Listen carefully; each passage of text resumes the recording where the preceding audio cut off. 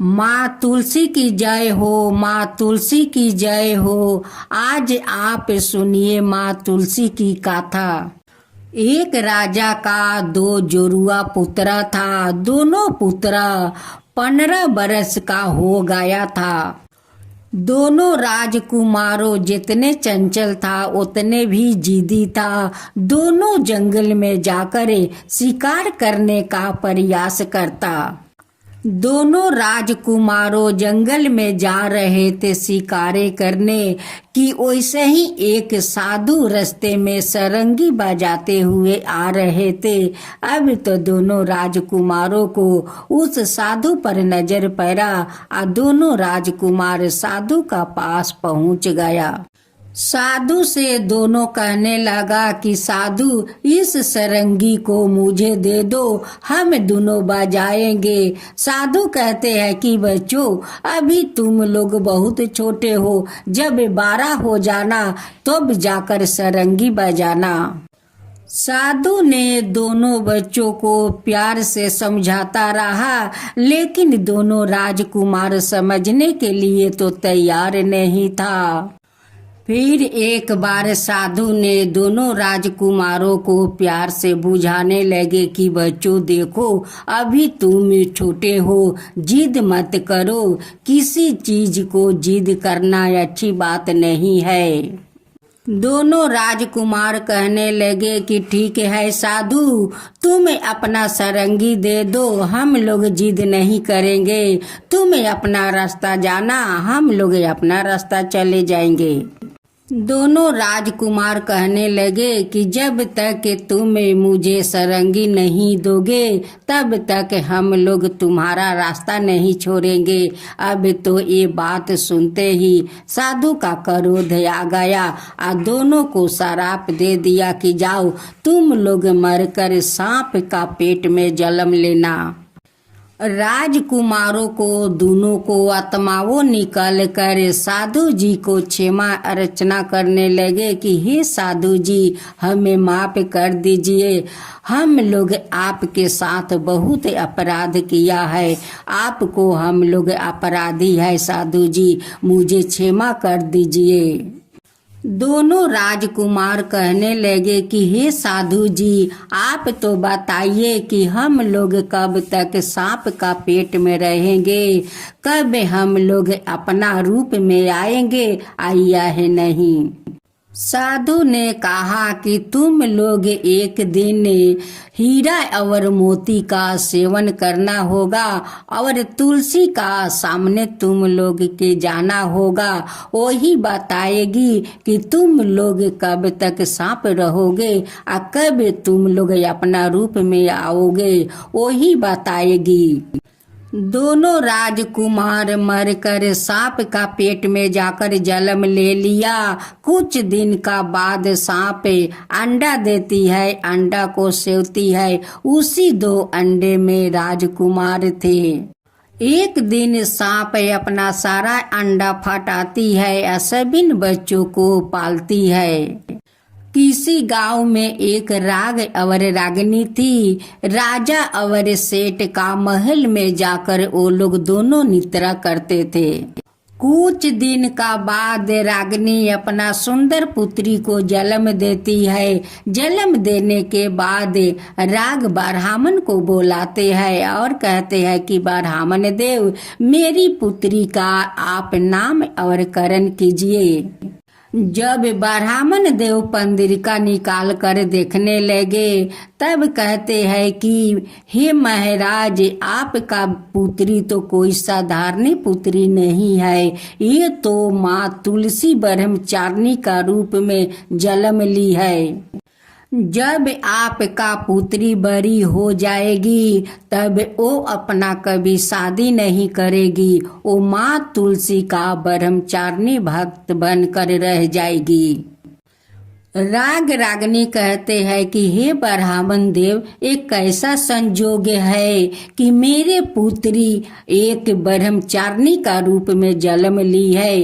ब्राह्मण देव कहते हैं कि जजमान, ये तो विधाता ही जाने, वो विधाता का लिखा तो कोई नहीं मिटा सकता है, वो ही जानते हैं कि ये कैसा एक ऐसा संजोग है भगवान की आप मेरे बेटी को भाग्य में लिख दिया है।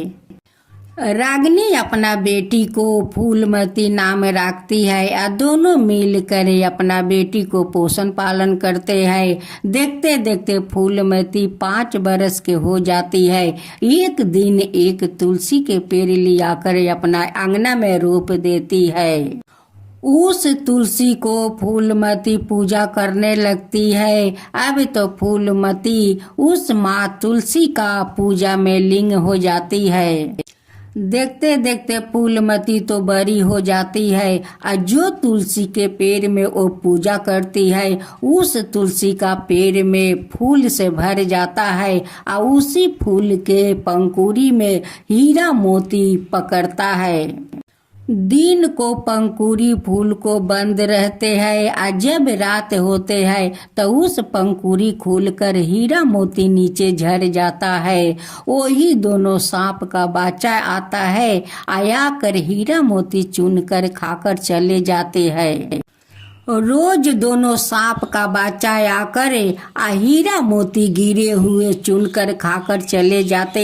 लेकिन फूलमती को तो पता नहीं है कि जो तुलसी का पेड़ में वो पूजा करती है उसी तुलसी का पेड़ में हीरा मोती पकड़ता है। एक दिन माँ तुलसी ध्यान पर बैठी हुई थी। दोनों सांप का माँ तुलसी पर नजर पड़ा। वो दोनों जाकर माँ तुलसी के सामने फोना उठाकर बैठ जाते हैं और माँ तुलसी का ध्यान टूटने का इंतजार करते हैं। जब माँ तुलसी का ध्यान टूटा आया अपना आंख खोली तो दोनों सांप का बच्चा अपना सामने देख कर कहने लगी कि ये तो कोई सांप नहीं है, ये तो दोनों बालक राजकुमार है। माँ तुलसी सोचने लगी कि यही दोनों बालक को उस ब्रह्मचारिणी का गोद में डाल देती हूँ कि एक दिन यही दोनों बालक उनकी सहारा बन जाएंगे। एक दिन माँ तुलसी फूलमती के सपना में आकर दर्शन देती है और दोनों बालक के बारे में सारा कहानी बताती है। माँ तुलसी कहती है कि हे फूलमती बेटी, मैं तो तुम्हारा श्रद्धा भक्ति देख कर मैं बहुत प्रसन्न हूँ। मैं तुम्हें एक उपहार देना चाहती हूँ। हे ब्रह्मचारिणी बेटी, मैं तुम्हें ऐसा उपहार दूंगी कि तुम्हारा जीने का सहारा होगा, तुम्हें थामने का लाठी होगा। माँ तुलसी कहती है कि बेटी, एक दिन तुम्हारा गोद में 2 बालक खेलेंगे। अब तो सपने में फूलमती कहती है कि माँ, मेरा गोद में बालक कैसे खेलेंगे, कैसे आएंगे मेरे गोद में बालक? मैं तो शादी नहीं किया है, मैं तो ब्रह्मचारी हूँ, अब मेरे गोद में भला बालक आकर कैसे खेलेंगे? माँ तुलसी कहती है कि सुनो बेटी, वो दोनों बालक के बारे में मैं तुम्हें कहानी सुनाती हूँ। देखो, वो दोनों बालक राजा का पुत्र था। एक दिन दोनों बालक एक साधु जा रहा था सरंगी बजाते हुए। उस सरंगी के लिए दोनों राजकुमार जिद करने लगे। वो तो साधु को छोड़ नहीं रहे थे। साधु का क्रोध आ गया और साधु वो दोनों बालक को श्राप दे दिया कि जाओ, तुम दोनों मरकर सांप का पेट में जन्म लोगे और सांपे बनकर फिर से जन्म लोगे। वही दोनों सांप तुम्हारा संतान का रूप में जाना जाएगा बेटी। माँ तुलसी सारे बात बताकर सपने से अंतर ध्यान हो जाती है। जब फूलमती का अंगी टूटा तय अपना माता पिता से कहती है कि माँ देखो मैं कैसा सपना देख रही हूँ। कि माँ तुलसी आकर कहती है कि बेटी तेरा गोद में 2 बालक खेलेंगे और वो भी दोनों सांप का रूप में आएंगे। दोनों बालक के बारे में माँ तुलसी मुझे कहानी सुनाई कि वो दोनों बालक एक दिन राजा का पुत्र था। एक जोगी रास्ते से जा रहे थे सरंगी बजाते। सरंगी का जिद करने लगा कि साधु सरंगी दो, साधु सरंगी दो। वो जब सरंगी नहीं दिया तो बच्चों लोग कहने लगे कि हे साधु जब तक तुम सरंगी नहीं दोगे तब तक तुम्हें जाने नहीं दूंगी। उस लिए तो साधु क्रोध होकर उन्हें शराप दे दिया कि जाओ मर कर सांप का पेट में दोनों जन्म लेगा। वही दोनों राजकुमार तुम्हारा गोद में खेलेंगे और वही तुम्हारा सहारा बनेंगे, वही तुम्हारा लाठी बनेंगे। इसी बात को माँ तुलसी मुझे सपना में बता रही थी। माँ कहती है कि बेटी ये तो सपना है, सपना कभी सच नहीं होता है बेटी। उनकी पिताजी कहते हैं कि सच हो सकता है क्योंकि मेरी बेटी तो माँ तुलसी का ब्रह्मचारिणी है। लगता है माँ तुलसी सपने में आकर मेरी बेटी को सारे बात सच सच बताई होगी। दूसरे दिन फूलमती माँ तुलसी का बड़े श्रद्धा भक्ति से उनकी पूजा करती है। पूजा करने के बाद उनकी ध्यान करते हुए आराधना करती है। उसी समय दोनों सांप आते हैं और अपना खाल से निकल कर उनकी गोद में बैठ जाते हैं। जब फूलमती अपना आँख खोलती है तो देखती है कि उनकी गोद में 2 बालक खेल रहे हैं।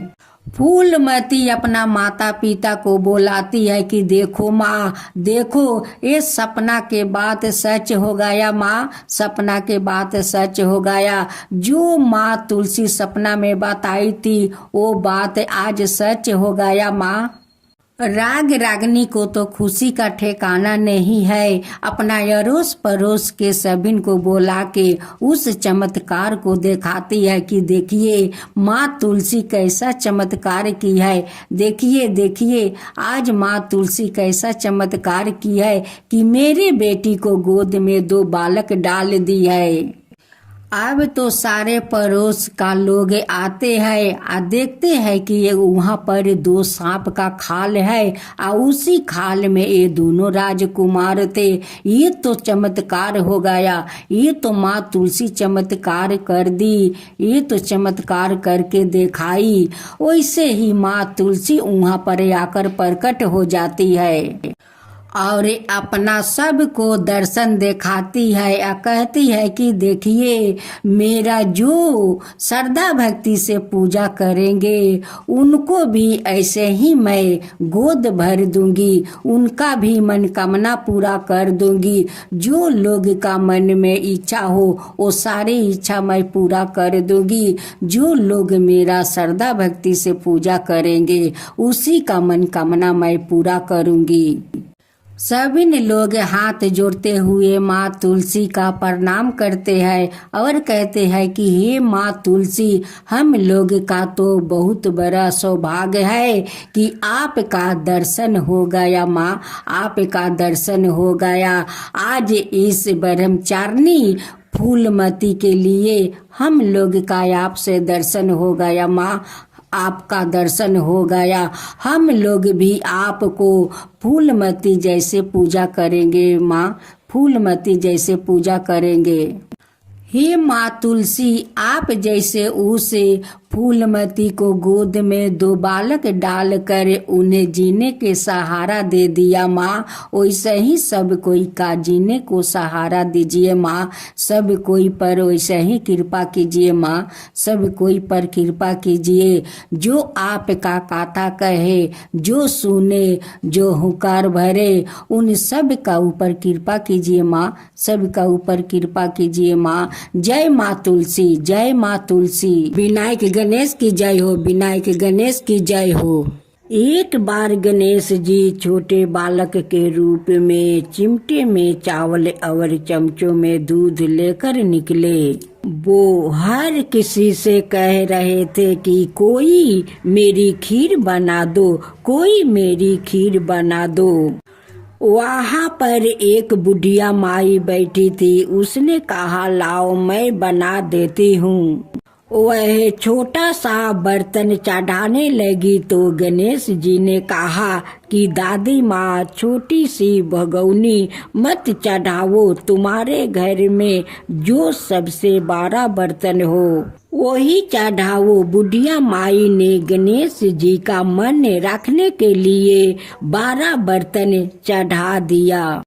वह देखते रह गई कि वह जो थोड़े से चावल उस बड़े बर्तन में डाले थे वह तो पूरा भर गया है।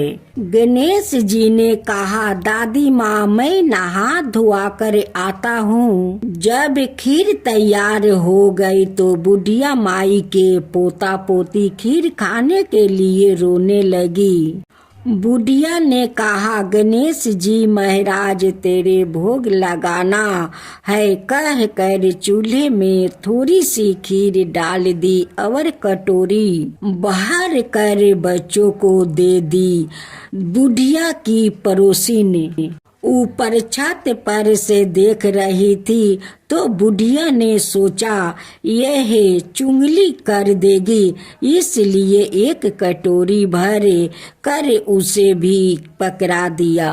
बेटे की बहू ने भी चुपके से एक कटोरी खीर ले जाकर खाई और कटोरा चौकी के नीचे छुपा दिया।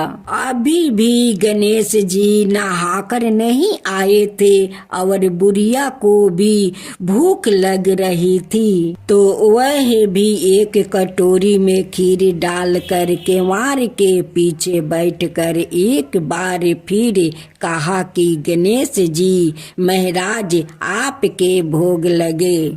यह कह कर खाना शुरू कर दिया।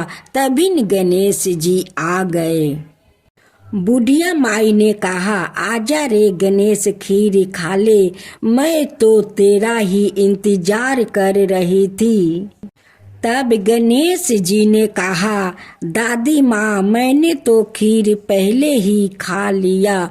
बुढ़िया ने कहा, कब खाई? गणेश जी ने कहा, जब तेरी पोते पोती ने खाई तब खाई थी, जब तेरी पड़ोसन ने खाई तब खाई थी, और जब तेरी बहू ने खाई तब भी खाई थी, और अब तूने खाई तो मेरा पेट पूरा ही भर गया। बुढ़िया ने कहे, बेटा तेरी सारी बात सच है, लेकिन बहू बेचारी तो सुबह से काम में लग रही है, तो फिर उसने खीर कब खाई? गणेश जी महाराज ने कहा, चौकी के नीचे देखो, जूठा कटोरा पड़ा है। तूने तो मेरा भोग तो लगाया, वह तो बिना भोग के ही खा गई। बुढ़िया ने कहा, बेटा घर की बात है, घर में ही रहने दो। अब बताओ बची हुई खीर का क्या करूं? गणेश जी ने कहा, नगरी को जिम्मा दे दो। बुढ़िया माई ने पूरी नगरी जिम्मा दी, फिर भी बर्तन खाली नहीं हुआ। जब राजा को यह बात पता चली तो राजा ने बुढ़िया को बुलाया और कहा क्या रे बुढ़िया, ऐसा बर्तन तेरे घर पर कहाँ से आया? ऐसा बर्तन तो राजा का महल में होना चाहिए। बुढ़िया ने कहा, राजा जी इस बर्तन को आप ले लो। राजा जी ने खीर का बर्तन महल में मांग लिया। लाते ही खीर में कीड़े मकोड़े बिच्छू कंकर हो गया और दुर्गंध आने लगी। यह देख कर राजा ने बुढ़िया से कहा, बुढ़िया बर्तन आपस ले जा तुझे मैंने दिया। बुढ़िया ने कहा, राजा जी आप देते तो पहले ही कभी दे देते। यह बर्तन तो मुझे मेरे गणेश जी ने दिया है। बुढ़िया ने बर्तन आपस ले आया। लाते ही सुगंधित खीर हो गई। घर आकर बुढ़िया ने गणेश जी से कहा, बची हुई खीर का क्या करे? गणेश जी ने कहा, बची हुई खीर को झोपड़ी के कोने में खारा खोद कर गाड़ दो।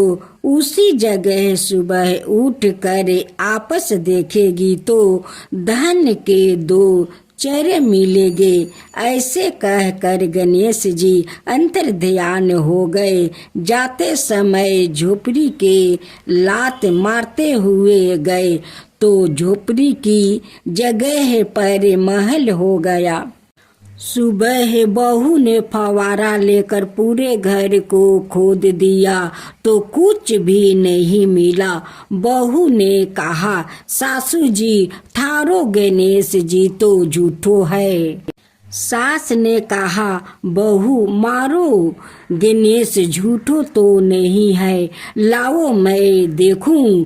वह सुई लेकर खोदने लगी तो टन टन करते दो धन के चरे निकल आया। बहू ने कहा, सासू जी गणेश जी तो सच्चो ही है। सास ने कहा, गणेश जी तो भावनाओं का भूखा है। हे गजानंद गणेश जी महाराज, जैसे अपने बुढ़िया को दिया वैसे सबको देना। हे विनायक जी की कहानी कहने वालों, हुंकारे भरने वालों और आस पास के सभी ने सुनने वालों सबको देना। आश्विन मास का बृहस्पति देव का कथा सुनाने जा रही हूँ। इस कथा को आप लोग जरूर सुनिएगा। बृहस्पति देव की जय हो, बृहस्पति देव की जय हो। प्राचीन समय की बात है। एक नगर में एक बड़ा व्यापारी रहा करता था।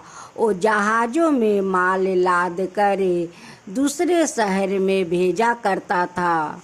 जिस प्रकार वो अधिक कमाता था उस प्रकार वो जी खोल कर दान करता था। परंतु उनकी पत्नी बहुत कंजूस थी, किसी को एक दाना भी दान नहीं करने देती थी।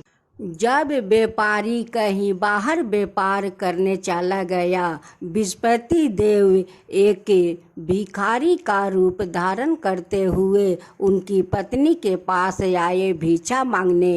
व्यापारी का पत्नी बृहस्पति देव से बोली, हे साधु महाराज, दान पुण्य से तो मैं बहुत तंग हो गया हूँ। आप कोई ऐसा उपाय बताइए कि हमारा सारा धन नष्ट हो जाए, मैं आराम से रह सकूं। ये सारा धन लुटाते हुए मैं नहीं देख सकती।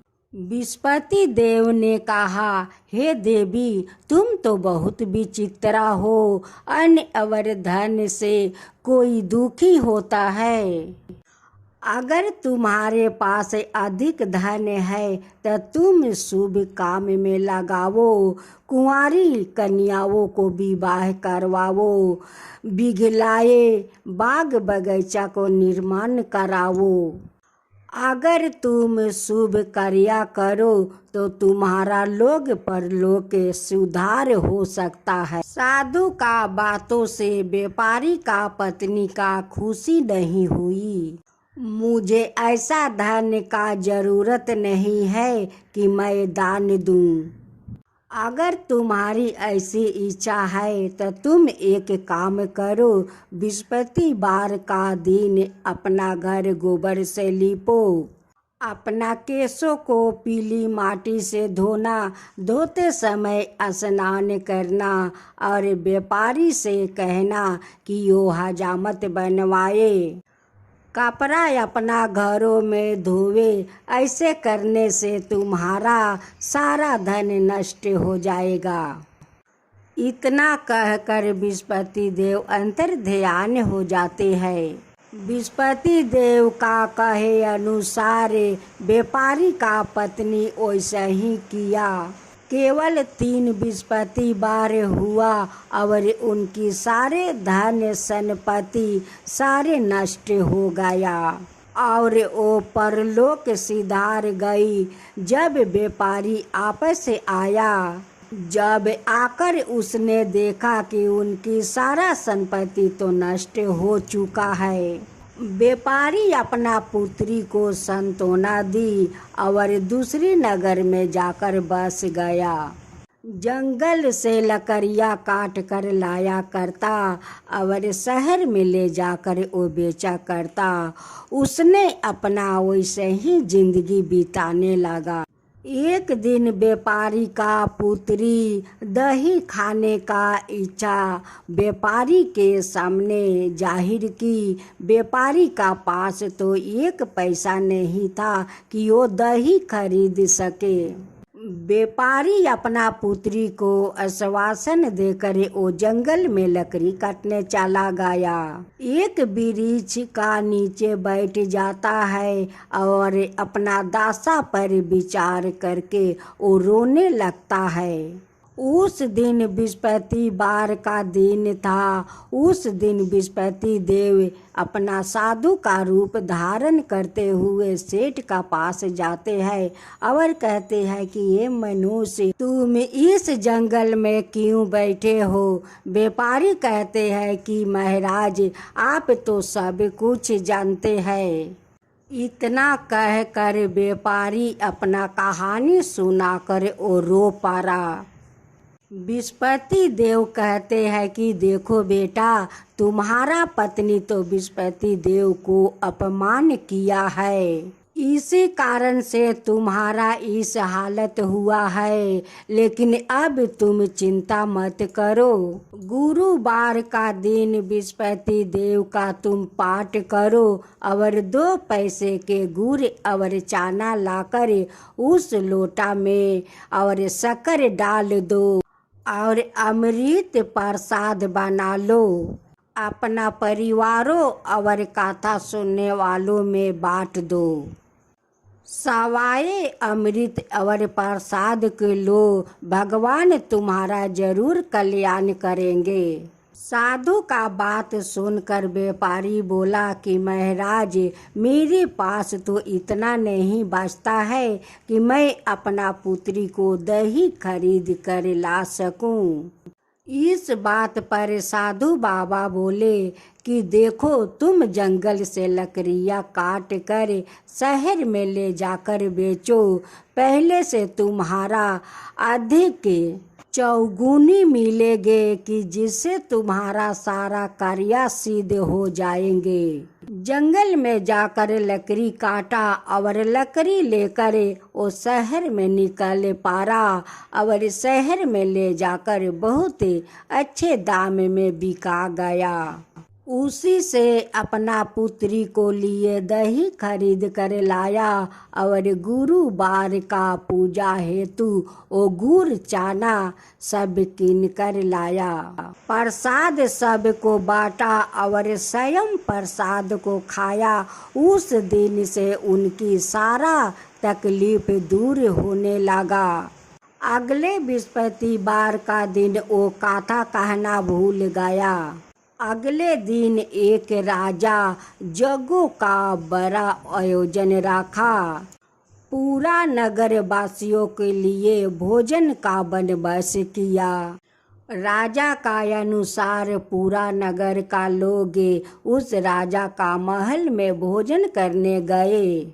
व्यापारी और व्यापारी का पुत्री को जाने में थोड़ा विलम्ब हो गया। राजा दोनों को अपना महल में बुलाकर ले गया और भोजन करवाया। व्यापारी और उनकी पुत्री भोजन करके लौट आया। तब रानी जाकर देखती है उसकी टंगे हुए हार वहाँ से गायब है। रानी को संदेह व्यापारी और व्यापारी का पुत्री पर हुआ। व्यापारी और व्यापारी का पुत्री पर रानी को संदेह हुआ। रानी कहती है कि उनकी पुत्री मेरी हार चुराई है। राजा का अनुसार करवास की वो दोनों को कोठरी में कैद कर दिया गया। उस दोनों कोठरी में परे परे अत्यंत दुखित हुआ। व्यापारी ने बृहस्पति देव को याद किया। बृहस्पति देव प्रकट हो गए। प्रकट होकर उन्हें याद करवाए।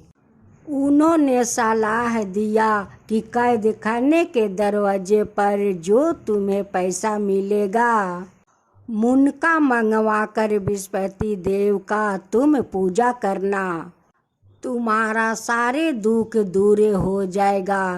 कैद खाने के दरवाजे पर उन्हें 2 पैसे मिले। सड़क पर एक स्त्री जा रही थी। व्यापारी उसे बुलाकर कहते हैं कि बहन मुझे गुड़ और चना ला दो।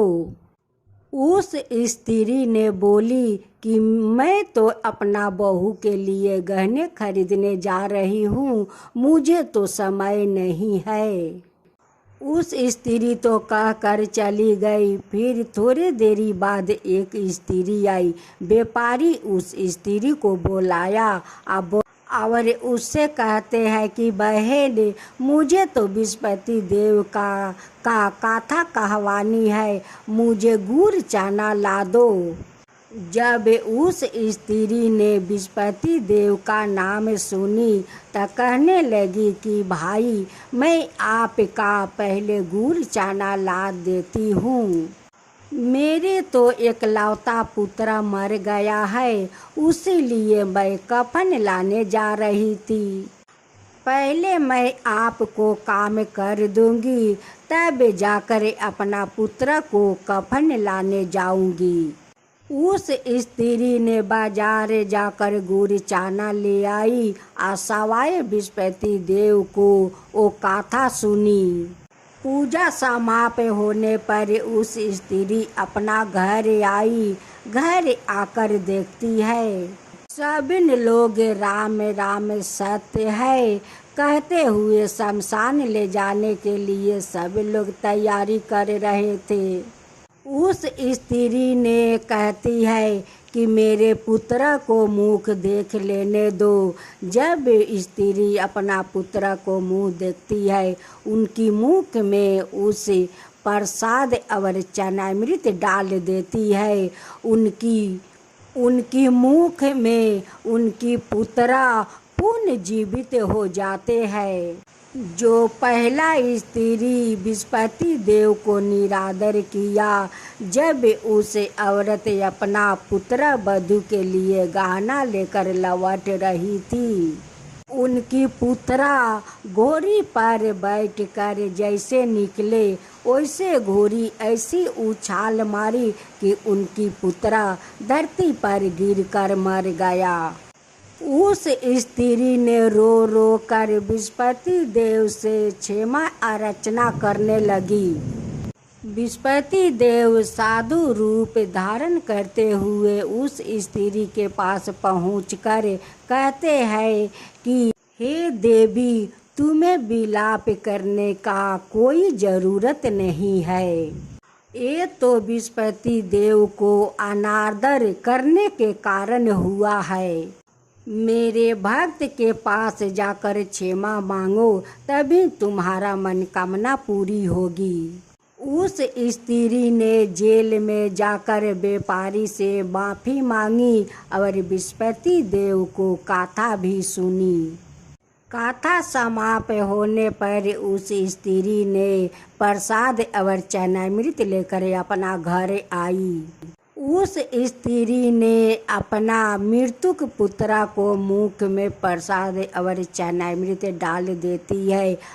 उस प्रसाद का प्रभाव से उनकर मरे हुए पुत्र पुनः जीवित होकर बैठ जाते हैं।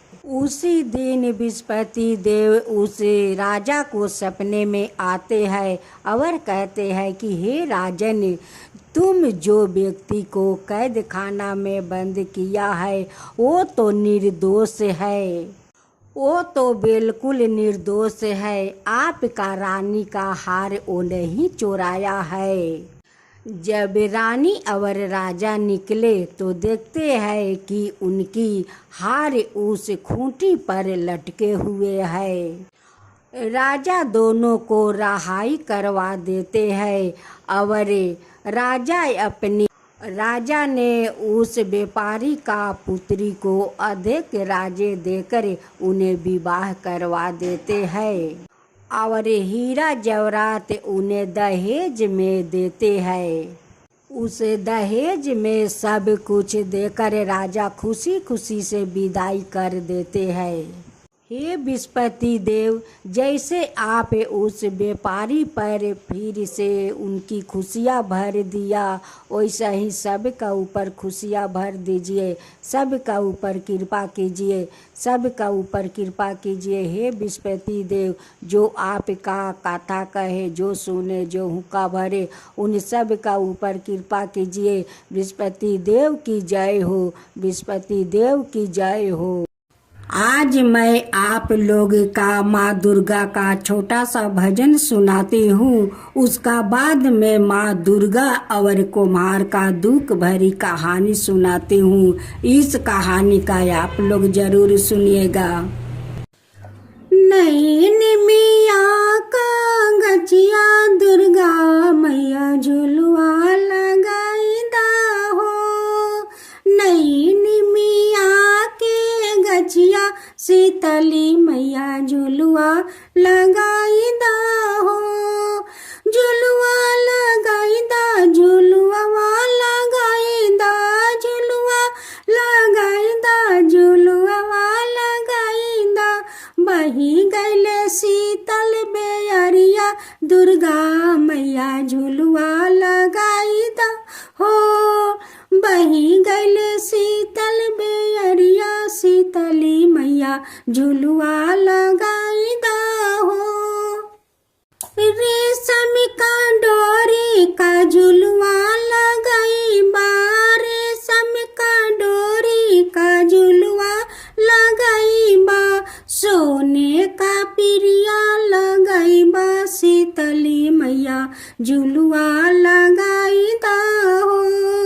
सोने का पिरिया लगाई बा, दुर्गा मैया झुलवा लगाई दा हो। नैन मिया के गचिया दुर्गा मैया झुलवा लगाई दा हो। नैन मिया का गचिया शीतली मैया झुलवा लगाई दा हो। झुलवा लगाई दा, झुलवा लगाई दा, झुलवा लगाई दा, झुलवा लगाई दा। बही गैले शीतल बेअरिया शीतली मैया झुलवा लगाई दा हो। बही गैले शीतल बेअरिया शीतली मैया झुलवा लगाई दा हो।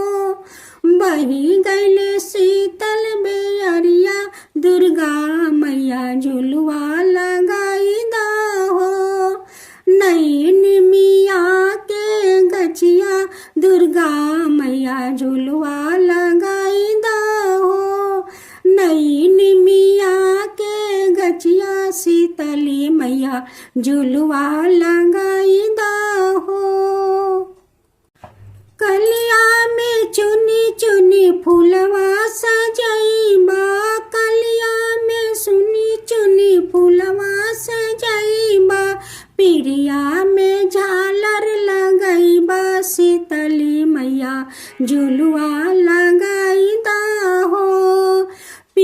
कलिया में झालर लगई बा दुर्गा मैया झुलवा लगाई दा हो। कलिया में चुनी चुनी फुलवा सजाई बा, कलिया में चुनी चुनी फुलवा सजाई बा। पिरिया में झालर लगई बा दुर्गा मैया झुलवा लगाई दा हो। पिरिया में झालर लगई बा शीतली मैया झुलवा लगाई दा हो। नई निमिया के गचिया शीतली मैया झुलवा लगाई दा हो। नई निमिया के गचिया दुर्गा मैया झुलवा लगाई दा हो। एक बार प्रेम से बोलिए सच्चे दरबार की जय। आज मैं आपको एक कुम्हार की कहानी सुनाने जा रहा हूँ। बहुत समय पहले की बात है। किसी गांव में एक कुम्हार अपनी पत्नी और अपने एक 9 महीना के बच्चे के साथ रहता था।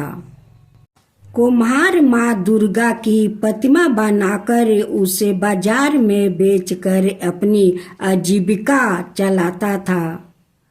कुम्हार और उसकी पत्नी प्रतिदिन माँ दुर्गा की पूजा किया करते थे। कहते हैं माता अपने सच्चे भक्तों की परीक्षा अवश्य लेती है। एक बार कुम्हार माँ दुर्गा की प्रतिमा बनाने के लिए मिट्टी को अपने पैरों से रौंद रहा था।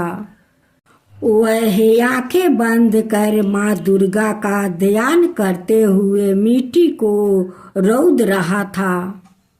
कुम्हार की पत्नी खाना बनाने में व्यस्त थी। वह अपने बच्चे को बाहर जलपाई पर सुलाई हुई थी।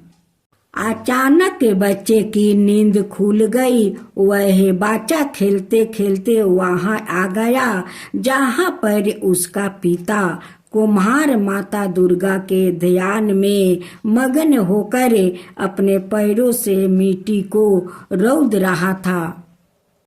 अचानक कुम्हार का बेटा उसके पैरों के नीचे आ गया और कुम्हार ने अपने बच्चों को भी अपने पैरों से मिट्टी के साथ रौंद दिया। कुम्हार का पैर और मिट्टी खून से रंग गए। जब बाहर अपने बच्चों को देखने आई तब उसका बच्चा जलपाई पर ना मिला। अतः वह अपनी पति के पास पहुंची जहां पर वह मिट्टी को रौंद रहा था। अचानक उसका ध्यान कुम्हार के पैर पर गया। वह कुम्हार के हाथ को पकड़कर मिट्टी के बाहर खींच ली। कुम्हार और उसकी पत्नी मिट्टी को हाथ में लेकर रोने लगे कि मैंने यह क्या कर दिया, अपने ही बच्चे को मार दिया। कुम्हार और उसकी पत्नी माँ दुर्गा की प्रतिमा के सामने जाकर रोने गिड़गिड़ाने लगे। कुम्हार बोला कि माता, मैं तो आपके ही ध्यान में था। यदि हमारा बच्चा हमें ना मिला तो हम दोनों अपनी जान दे देंगे। माँ दुर्गा दोनों की प्रार्थना सुनकर प्रकट हुई। उसी मिट्टी में एक कुम्हार के बच्चे के जैसा एक पुतला तैयार हुआ। माता रानी ने अपने भक्तों से उस पुतले में प्राण डाल दिया। कुम्हार और उसकी पत्नी अपने बच्चे को पकड़े हुए बहुत खुश हुए और माता रानी का जयकारा करने लगे। दोस्तों, देवी देवताओं अपने भक्तों की भक्ति की परीक्षा अवश्य लेते हैं। फिर हम लोग एक बार बोलते हैं सच्चे दरबार की जय, माँ दुर्गा की जय। हे माँ दुर्गा, जो आपका काता कहे, जो सुने, जो हुंकार भरे, उन सब का ऊपर कृपा कीजिए। हे माँ दुर्गा, सबका ऊपर कृपा कीजिए, सबका ऊपर कृपा कीजिए। जय माँ दुर्गा, जय माँ दुर्गा की जय हो, जय हो।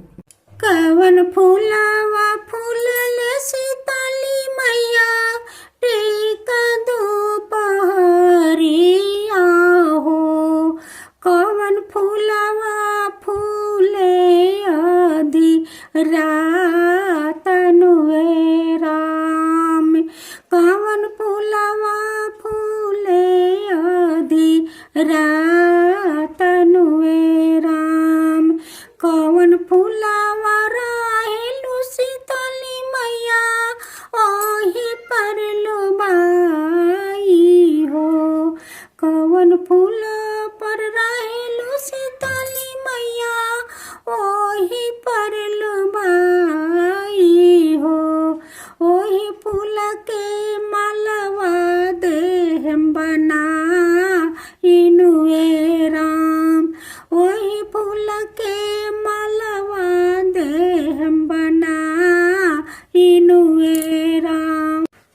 बेलिया चमेलिया रे सेवा का, फूटे ठीका दोपहरिया हो। बेलिया चमेलिया रे सेवा का, फूटे ठीका दोपहरिया हो। चंपा फूलवा फूटे आंधी रातनुए राम। चंपा फूलवा फूटे आंधी रातनुए राम। अरवोला फूलवा रे सेवा का, ओही परलो भाईनी हो। अरवोला फूलवा रे सेवा का, ओही परलो भाईनी हो। उहे फूलवा बाटे हमरे अनमोलनुए राम। उहे फूलवा बाटे हमरे अनमोलनुए राम। ओही फूलवा के गोतिए